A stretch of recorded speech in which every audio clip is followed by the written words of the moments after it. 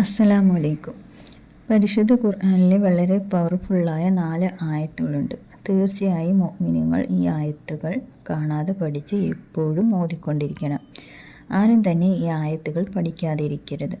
പരിശുദ്ധ ഖുർആൻ സൂറത്തുൽ മുഅ്മിനീനിലെ 115, 116, 117, 118 അഥവാ അവസാനത്തെ 4 ആയത്തുകൾ.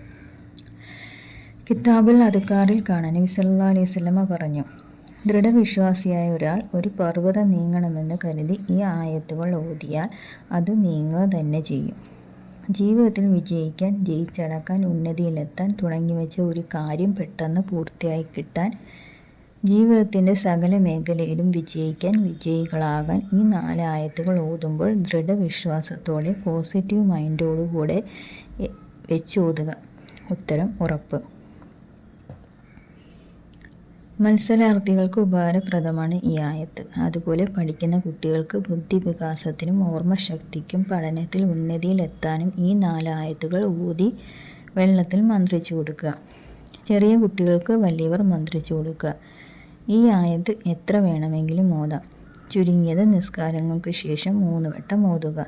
പ്രത്യേക ഉദ്ദേശമുണ്ടെങ്കിൽ 21 വട്ടമോ അതിൽ കൂടുതലോ ഓതുക. തീർച്ചയായും നമ്മുടെ കാര്യങ്ങളെല്ലാം നടന്നു കിട്ടും ഇൻഷാ അല്ലാഹ്. അസ്സലാമു അലൈക്കും.